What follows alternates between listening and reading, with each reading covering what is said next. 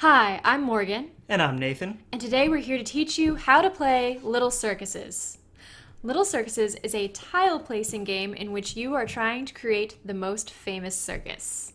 Place the 150 fame tokens, the coin tokens, the tiles with the red tents on the back, the audience meeples, and the closed tokens in piles accessible to all players. Also place the ringmaster meeple on starter tin. Each player will take one circus board. They'll take 5 tiles with red tents on the back. This will be the player's hand. They'll take one bleacher card, placing one audience meeple onto the 2 spot of that bleacher card.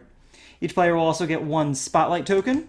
Each player will choose a color and take these 2 markers of their chosen color. And finally, each player will start the game with one $3 coin and 2 $1 coins. Take one marker from each player, mix them up, and place them on the player order track starting at 0 randomly.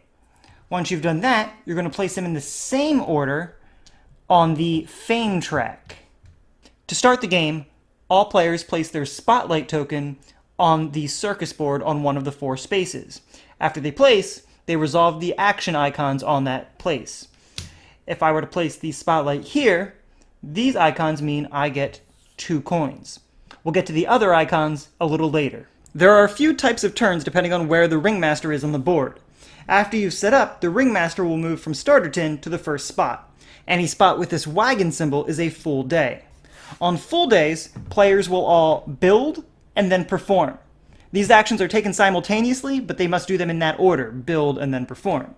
To build, you have 3 options. You can take 2 coins, you can draw a tent tile and place it into your hand, or you can construct. To construct, you choose a tile from your hand to add to your circus board. So if I want to construct this, I must pay $2. And once I pay those $2, I can add it to my circus board in any adjacent spot. So I can place it adjacent to any spot on the board now, or I could place it adjacent to a tile I had placed previously. So I can place it right here. Now you can also construct on top of other spaces and tiles. The tiles under it, however, will no longer be available. So I'll place that right there. After everybody is done building, players then perform. To perform, you move your spotlight token to any adjacent space. You cannot move it diagonally.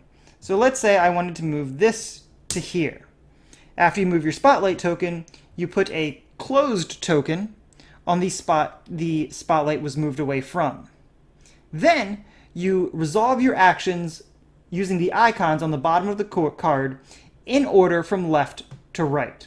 We're going to go over all of those icons' meanings. Icons with this tent symbol mean you can draw 1 tile from the pool. Tiles with this elephant symbol means you can move an audience member 1 space to the right on your bleachers. That means if I wanted to resolve an elephant, I could take this audience member and move it 1 space to the right to the 4 spot. The clown symbol means you can remove any audience members from your bleachers and gain their value in fame. So if I wanted to remove this audience member, I would get to go 2 up on the fame track. Likewise, if this audience member were here and I removed it, I would get to move 8 up on the fame track. There are also coin symbols. You simply gain a dollar coin to resolve that. There are ticket symbols. Anytime you see this admit 1 ticket, you get to add an audience member to your bleachers.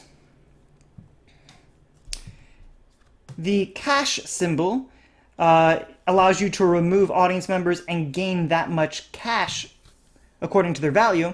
So if I removed this audience member, I would receive $2. If this audience member were here and I removed it, I would receive $8. Finally, there's the star symbol, and that is simply fame. Anytime you resolve fame, you move 1 up on the fame track on the board. There are also half days. Half days have the ringmaster symbol on, shown here. Anytime you're on a half day, players must choose whether they would like to build or perform. When the ringmaster reaches the new acts arrive space, that's the teal tent space, you remove all of the red tents from the pool and replace them with the teal tents. You also are going to turn 4 of those tents face up for use later. When the ringmaster reaches the star attraction space, that's the lion space, you lay out the star attraction cards. Now each of these cards is double-sided. There is a purple side and a red side. The purple side uses fewer player interactions and is recommended to use on your first play. Once these cards are laid out, the player furthest to the left on the player order track, that's yellow in this case, chooses which card they want first. That player is going to take a card, and if it says immediately on the bottom, they're going to do their action immediately. Otherwise, they add it to the circus and do it whenever they can. So let's say yellow took Mongo Bongo. They add this card to their circus and will be able to use that ability throughout the subsequent turns. Let's just, for sake of description, say purple chose number 6, green chose number 4, and blue chose number 1. Now, once all of these cards are selected, the player order is reordered based on the numbers in the top left-hand corner of each player's card. So, in this case, blue chose card number 1, so they go furthest to the left. Green chose card number 4, purple chose card number 6, and yellow chose card number 7. So this would be their new order. The next time you reach a lion space, all of these cards, including the ones that were not selected, are laid back out. And this is the new player order in which players will get to choose which card they'd like to add to their circus. When the ringmaster reaches a new town, it will always say, welcome to, for instance here it says Bigopolis. Players simply remove all of the closed tokens from their circus. To be clear, when you're performing, you can never perform on a tile that has a closed token on it. When the ringmaster reaches Endsville, play ends and it's time to count up your fame. For every set of 5 differently colored tiles that you have built, you'll receive 10 fame on the fame track. You also get 2 fame for every $3 still in your hand, 1 fame for every tile still in your hand that you have not built, and audience members left on your bleacher board are worth half value. So an audience member on this spot labeled 4 would give you 2 fame at the end of the game. And if you ever make a lap around the board, you can grab a 50 fame token to help you remember to add that to whatever number you end on the fame track.